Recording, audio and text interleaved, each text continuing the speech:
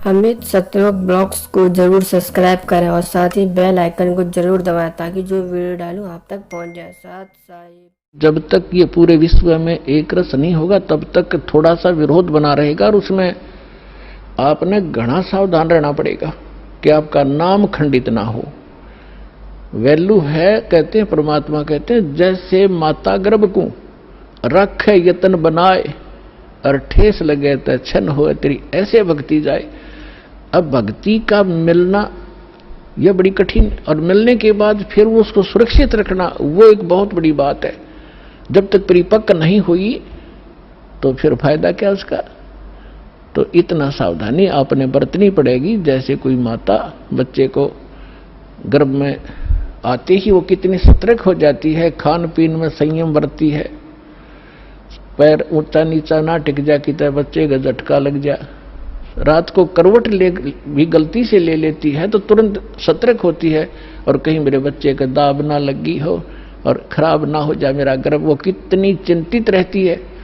तो आप जी ने इस भक्ति का जो लाल है इतनी सावधानी से परिपक्व करना पड़ेगा, तब आपको सफलता होगी। इसमें फाउल पॉइंट है, आन उपासना नहीं करनी, संसारिक व्यवहार के जो भी कार्य हैं जो भक्ति परमात्मा की मर्यादा को भंग करते हैं वो नहीं करने, और फिर आप सफल हो जाओगे। तो अभी थोड़ी सी कठिनाई आपको चल रही है, घर घर में विरोध चल रहा है। पति ने नाम ले लिया, पत्नी नहीं मानती, मैं तो सारी पूजा करूंगी, तो कैसे ऐसा क्या कर रहा है। पत्नी ने ले लिया तो पति दुखी करता है। तो धीरे धीरे ज्ञान से क्या होगा, ये ज्ञान ऐसा है कि आप घर पे चलाओगे और बच्चों पर भी असर करेगा।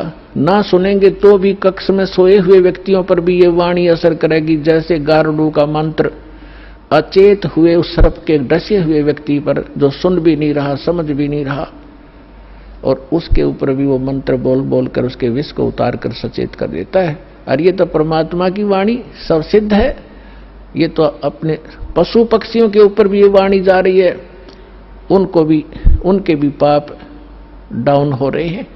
ठीक है, उनके पाप गणे हैं इसलिए पशु योनि मिली, तो वो पाप घटते रहेंगे। जैसे कपड़ा किसी का ज्यादा मैला है, हो गया है, मैल हो गया है, तो वो कई बार साबुन लगाने से स्वच्छ होगा, उज्जवल हो जाएगा।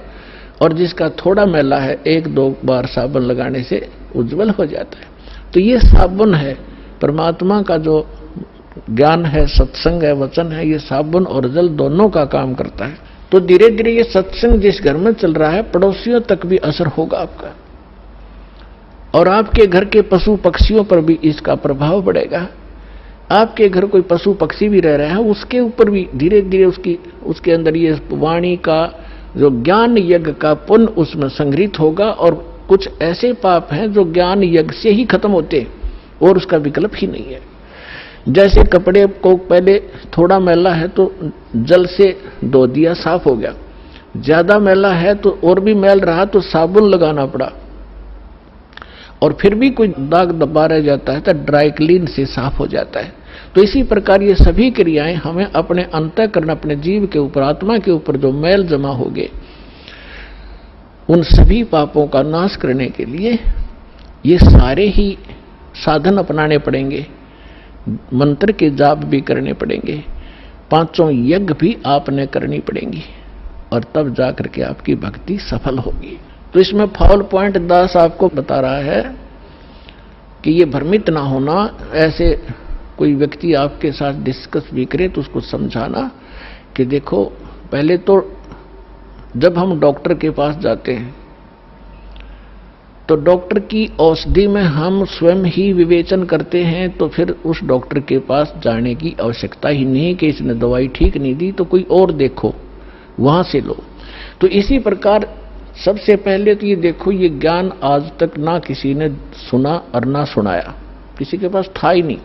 और जिन महापुरुषों के पास था उनको प्रतिबंध कर दिया था, मालिक ने प्रतिज्ञा करा दी थी कि अभी इसको डिस्क्लोज ना करना। तो महापुरुष थे, वो अपनी अमृतवाणी में बोल के सारा कुछ लिख गए, एफिडेविट बना गए, कबीर इज गॉड, ये वो फाइनल कर गए थे वो महापुरुष, जिनके दास बार बार उनके शुभ नाम आपको सुनाता है। और फिर हमारे सदग्रंथ उसी का प्रमाणित करते हैं कि कबीर इज गॉड। तो फिर ये क्लियर हो गया कि आज तक कोई हमें यही निर्णय नहीं करके बताया कि भगवान कौन है और कैसा है। अब जैसे रामकृष्ण को और विष्णु जी को, शंकर जी को भगवान मानने वाले, उनसे अगर हम पूछा करते थे कभी, वो कहता मैं समाधि लगाता हूं, भगवान देखा आपने? भगवान दिखता थोड़ा ही है, वो तो निराकार है। अरे ये विष्णु ब्रह्मा जी की मूर्ति रख रखी, ये क्या फिर?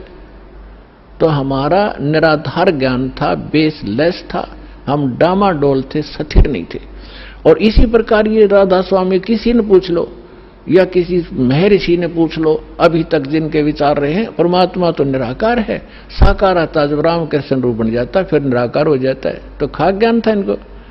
वेद बताते हैं कि वो परमात्मा सशरीर है, मनुष्य दृश्य है, ऊपर सिंहासन पर विराजमान है और उसके सिर पर मुकुट है। ये तो वेद बताते हैं, राजा की तरह बैठा। और यही वो संत बताते हैं जिनको भगवान ने जिन आंखों देखा वहां पर। तो फिर इसमें कोई डाउट नहीं रहा कि हु इज गॉड और कैसा है वो भगवान। तो ये सारे कंसेप्ट क्लियर इस दास ने करे, आज तक किसी ने नहीं किए। तो इसी प्रकार इस साधना पर भी विश्वास करना, किसी से डगमग ना होना, क्योंकि काल ने अपने एजेंट छोड़ रखे हैं, वो अपने कर्म बिगाड़े हैं। तो वो भी भगवान के बच्चे पर भ्रमित है, उस काल से प्रेरित है। उनका दुर्भाग्य है कि वो अशुभ काम पर लगे हैं।